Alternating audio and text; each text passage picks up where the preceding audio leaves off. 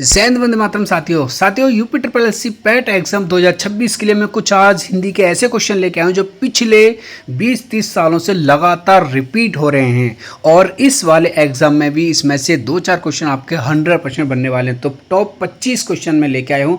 तो भाई बहुत इंपॉर्टेंट क्वेश्चन है। तो पहला क्वेश्चन है, नैन का पर्यायवाची शब्द क्या है? ए चरण, बी नेत्र, सी मुख या फिर डी करण। फटाफट से हम 25 क्वेश्चन करने वाले हैं, तो आपने टिक आप लगाते रहिएगा कि आपके कितने सही गए थे। इसका आंसर हो जाएगा नेत्र। नैन का पर्यायवाची शब्द हो जाएगा नेत्र। चलिए नेक्स्ट क्वेश्चन, आदि का विलोम शब्द क्या है? आदि ए अंत, बी मध्य, सी आरंभ या फिर डी प्रथम। लगाइए आप। तो आदि का हो जाएगा अंत। ध्यान रखिएगा, वेरी इंपॉर्टेंट क्वेश्चन है, आदि का अंत। तीसरा, जो दूसरों का भला करता हो के लिए एक शब्द बताइए। ए स्वार्थी, बी परोपकारी, सी दुराचारी या फिर डी अत्याचारी। तो इसका आंसर हो जाएगा बी इज राइट आंसर, परोपकारी। ध्यान रखिएगा। नाक में दम करना, बहुत परेशान करना। यार ये तो वैसे कॉमन क्वेश्चन सबको पता होता है, लेकिन लोग इसको भी गलत कर देते हैं। नाक में दम करना का हो जाएगा भाई, बहुत परेशान करता है ये बच्चा, बहुत परेशान कर, नाक में दम करके रख रखा है इसने। चलिए नेक्स्ट क्वेश्चन, लड़कियां खेल रही हैं, इसमें लड़कियां कौन सी संज्ञा? संज्ञा बहुत ही इंपॉर्टेंट है, ध्यान रखिएगा। इसमें 1 या 2 क्वेश्चन संज्ञा का जरूर बनता है हर एग्जाम में, चाहे वो यूपी का एग्जाम हो या कहीं का भी हो। तो ये क्या है? जातिवाचक। लड़कियां क्या है? एक जाति है, तो जातिवाचक ध्यान रखिएगा। और इससे भी मैं रिलेटेड एक पूरा वीडियो बना दूंगा संज्ञा से, अगर आप कमेंट करेंगे तो। जो पढ़ने योग्य हो के लिए एक शब्द, पठित, बी पठनीय, सी पाठक या डी पठन। जो पढ़ने योग्य हो के लिए एक शब्द बताइए, तो क्या हो जाएगा इसका आंसर? बी पठनीय, जो पढ़ने योग्य हो। चलिए भाई नेक्स्ट क्वेश्चन चलते हैं हम। क्या है? 4 दिन की चांदनी फिर अंधेरी रात। भाई थोड़े दिन का शौक है, अभी कर लो जो भी करना है, उसके बाद में सिर्फ हाथ मलते रहोगे, पछताते रहोगे। तो ये तो सबको पता ही होगा, और मुझे लगता है इसका तो आपने तुरंत क्वेश्चन देखते ही आंसर टिक कर दिया होगा। थोड़े दिन का शौक, ये तो सभी को पता रहता है। 4 दिन की चांदनी फिर अंधेरी रात, B is right answer. Next चलते हैं। नेक्स्ट क्वेश्चन क्या है हमारा? चारू चंद्र की चंचल किरणें खेल रही हैं जलथल में। तो ये एक क्वेश्चन मतलब बहुत ज़्यादा ही कई बार रिपीट हुआ है, चारू चंद्र की चंचल किरणें। तो इसमें पूछ रहा है कौन सा अलंकार है? ए उपमा, बी रूपक, सी अनुप्रास या डी अतिशयोक्ति। तो इसका हो जाएगा अनुप्रास अलंकार, चारू चंद्र की चंचल किरणें। तो इसका सी इज राइट आंसर। चलिए नेक्स्ट क्वेश्चन, सूर्य के समान चमकीला में कौन सा अलंकार है? सूर्य के समान चमकीला में कौन सा अलंकार है? ए रूपक, बी उपमा या सी अनुप्रास या डी यमक। बताइए भाई कौन सा अलंकार हो जाएगा 4 सूर्य में? तो इसमें हो जाएगा उपमा अलंकार। सूर्य के समान चमकीला में उपमा अलंकार इज बी राइट आंसर। अंधों में काना राजा, लोकोक्ति का एक अर्थ बताइए। अंधों में काना राजा, ए राजा का अंधा होना, बी अयोग्यों में थोड़ा योग्य व्यक्ति श्रेष्ठ होता है, सी सभी लोग समान होना या डी राजा बहुत बुद्धिमान होना। बताइए भाई इसका आंसर क्या हो जाएगा? ये भी सबको पता ही होगा लगभग, लेकिन यहाँ भी लोग गलती करते हैं। बी अयोग्यों में थोड़ा योग्य व्यक्ति श्रेष्ठ होता है, अंधों में काना राजा लोकोक्ति का सही अर्थ।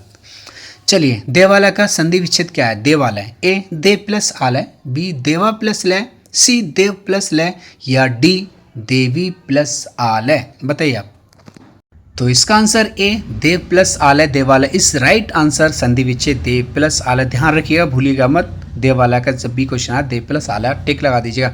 अत्यधिक में उपसर्ग कौन सा है? उपसर्ग जरूर याद रखना, एक तो 100% बनता ही बनता है। ए अति, बी अधि, सी अत्य या डी अधिक। बताइए भाई अत्यधिक में कौन सा उपसर्ग है? ए इज राइट आंसर, अति। अत्यधिक में कौन सा उपसर्ग हो जाएगा? अति। तो चलिए भाई नेक्स्ट क्वेश्चन की ओर चलते हैं हम। 13वां क्वेश्चन है, महेश का सही संधि विच्छेद क्या है? एक या 2 नंबर संधि विच्छेद। इसका ए है महा प्लस ईस, बी महा प्लस ईस, सी मही प्लस ईस या फिर डी मही प्लस सा। इसमें थोड़ा थोड़ा मात्राओं से आपको कंफ्यूज किया जाएगा, तो आप कंफ्यूज नहीं होंगे। बी इज राइट आंसर, महा प्लस ईस। महेश का सही संधि विच्छेद होगा महा प्लस ईस। चलिए भाई हम चलते हैं 14वें क्वेश्चन पर। नील कमल में कौन सा समास है? नील कमल द्वंद्व, बी कर्मधारय, सी तत्पुरुष या फिर डी बहुब्रीहि। नील कमल में कौन सा समास है? समास से एक क्वेश्चन जरूर बनने वाला है, तो ध्यान रखिए बी कर्मधार समास नील कमल, B is right answer. Triple S C के लिए बहुत इंपॉर्टेंट क्वेश्चन है, चाहे वो यूपी ट्रिपल एस सी कोई सा भी एग्जाम हो। 15वां क्वेश्चन है, मित्रता शब्द में कौन सा प्रत्यय है? मित्रता, ए मित्र, बी त्र, सी ता या डी रता। ध्यान रखिएगा आप, इसमें मित्रता में आपका सी इज राइट आंसर। प्रत्यय हमारा कौन सा हो जाएगा? शी यानी ता।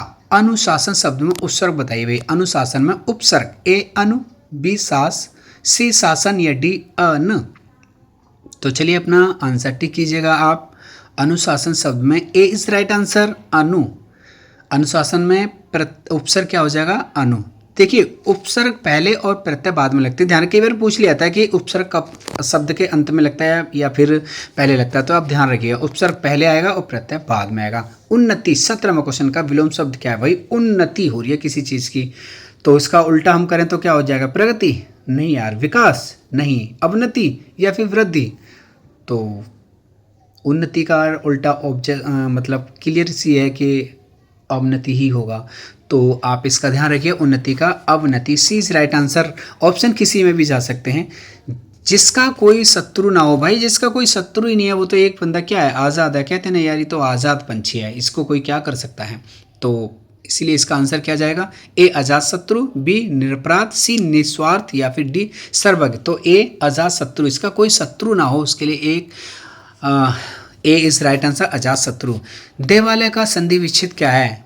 ए देव प्लस आलय, बी देवा प्लस लय, सी देव प्लस लय या डी देवी प्लस आलय। बताइए भाई देवालय का संधि विच्छेद क्या है। ए देव प्लस आलय इज राइट आंसर।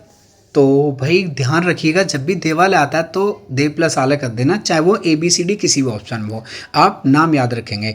पवन का पर्यायवाची शब्द क्या है। पवन ए अग्नि, बी वायु, सी जल या डी आकाश। तो साथ ही इसका बताइए भाई आंसर क्या सही हो जाएगा ए बी सी डी में। तो आपने टिक कर लिया होगा, वैसे कमेंट जरूर कीजिएगा आपके कितने आंसर सही गए थे। तो बी वायु यानी पवन का पर्यायवाची शब्द हो जाएगा वायु। तो बी इज राइट आंसर। चलिए भाई 21, आंखों में धूल झोंकना का अर्थ क्या होगा। आंखों में धूल झोंकना, आंखों में चोट पहुंचाना, बी धोखा देना, सी रोना या फिर डी क्रोधित होना।